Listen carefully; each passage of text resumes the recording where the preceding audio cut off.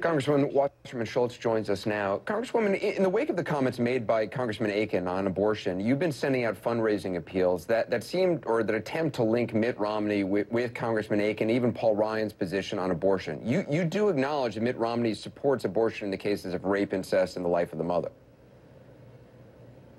don't you? Well, I think that women need to know the dramatic difference between President Obama's position on a woman's right to make her own reproductive choices, as well as the Democratic Party's position, and Mitt Romney and the Republican Party. And so Mitt Romney's words are very nice, but the bottom line is that his campaign just directed the Republican Party platform to include the most restrictive constitutional amendment that would say to women that you would have no opportunity to make your own reproductive choices under any circumstances, even in the case of rape or incest. But wait a minute, you're saying his campaign silent and makes no exception at all. You're saying his campaign directed you're saying his campaign directed the writing of the platform.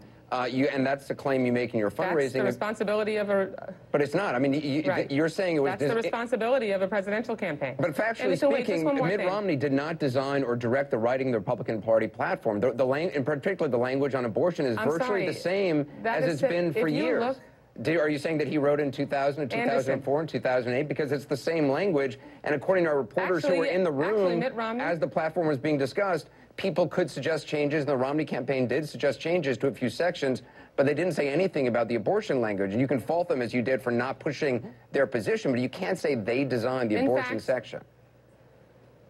Anderson, we definitely can say it, because even in the previous platform, Mitt Romney has embraced previous Republican Party platforms and embraced that language and said he'd be delighted to support a constitutional amendment banning all abortion. He supported personhood amendments. I mean, there's no getting around. But he has also vocally for years policy. Sorry, I don't want to speak over you, but he has for years, you have to acknowledge, he has for years publicly said that he supports abortion in the case of rape, incest, and where the life of the mother is at stake.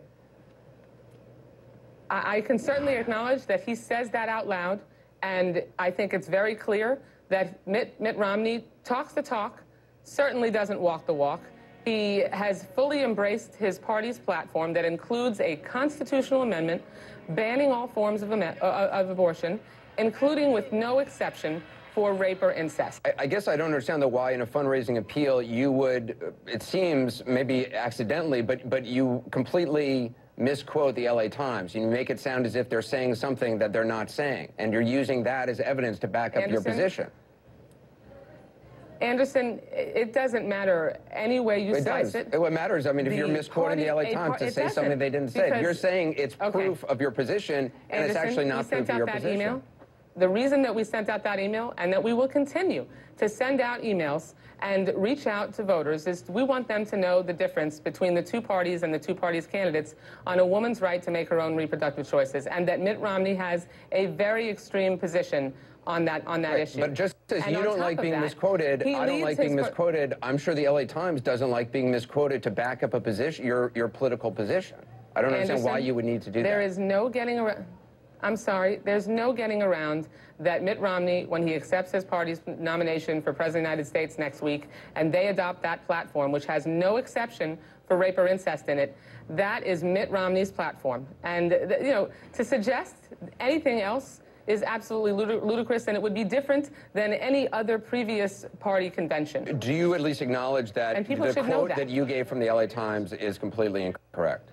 No, I don't acknowledge that. I know that's what you're saying, but well, I can read it to you right now. I mean, what you said is, guess what? The LA Times reported yesterday that the platform was... It doesn't matter. Well, I think what you say does matter. You're quoting the LA Times, and again, you've misquoted them, and to back up a position. I mean, if the point, Anderson, the point of the email, and there's no getting around that, and I would think you would agree that there's no way that a presidential candidate, a party's nominee, can separate themselves from that party's platform. There is no exception for rape or incest in the Human Life Amendment.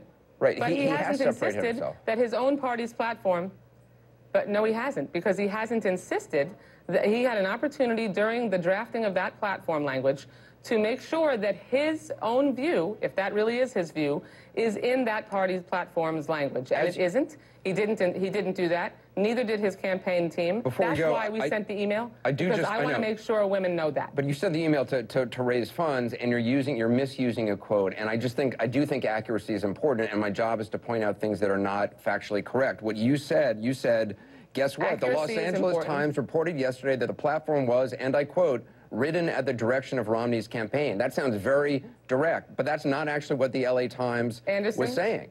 That's not what they actually said. The bottom line message?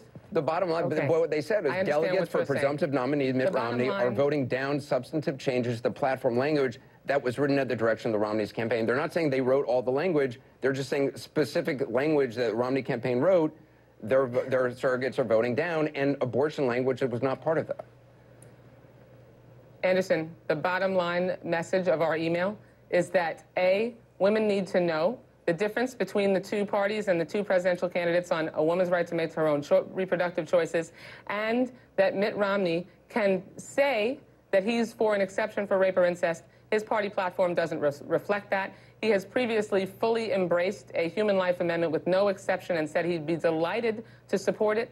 And women need to know the difference, and women need to know that Mitt Romney is simply saying one thing, but not insisting that his party's policies, as reflected in their platform, reflect his views. And we're not going to let him get away with it. This is an important decision that women need to make, and they need to be informed. My only point is, and again, it's my job on both sides of the aisle to point out things that are inaccurate, is in a fundraising email to misquote something to serve your argument just doesn't seem, in the long term, to serve your argument very well. But you made your point. I understand your point. But I think I mean, the balance of the email makes the case very clearly, and the main thrust of the information we're trying to convey is that Mitt Romney is disingenuous when it comes to his position on a woman's right to make her own reproductive choices, and he's extreme, and has embraced an extreme position, and we want women to know that. Congressman Debbie Wasserman Schultz, I appreciate you being on.